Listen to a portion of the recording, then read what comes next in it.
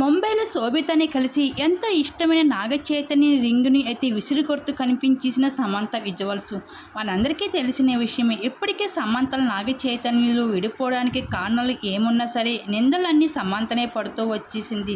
తను వేసుకున్న బట్టలపై ఉంటున్న తీరుపై ప్రతి ఒక్కరూ కూడా తనదే తప్పు అంటూ నిందిస్తూ వచ్చినప్పటికీ మౌనాన్ని పాటిస్తూ కనిపించింది సమంత.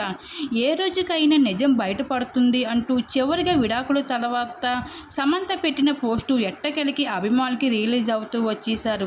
అయితే 3 ఏళ్ల పాటు డేట్ చేస్తూ ఫైనల్గా ఎంగేజ్మెంట్ చేసుకుని చైతన్య అయితే బయటపడుతూ వచ్చేశాడు.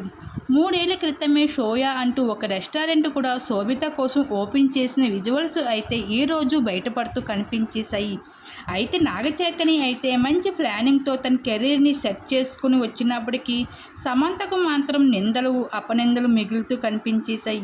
అయితే ఈ విషయంపైన సమంత ఫ్యాన్స్ మాత్రం చైతన్య విషయంలో రియాక్ట్ అవ్వాల్సిందే అంటూ సోషల్ మీడియాలో విపరీతంగా ట్రోల్స్ చేస్తూ వస్తూ ఉండగా ఇప్పుడు ఏకంగా సమంత శోభితలు సైతం ఒక్కసారిగా ముంబైలో బాలీవుడ్ మీడియా వాళ్ళకి చిక్కుతూ కనిపించేశారు వీరిద్దరూ.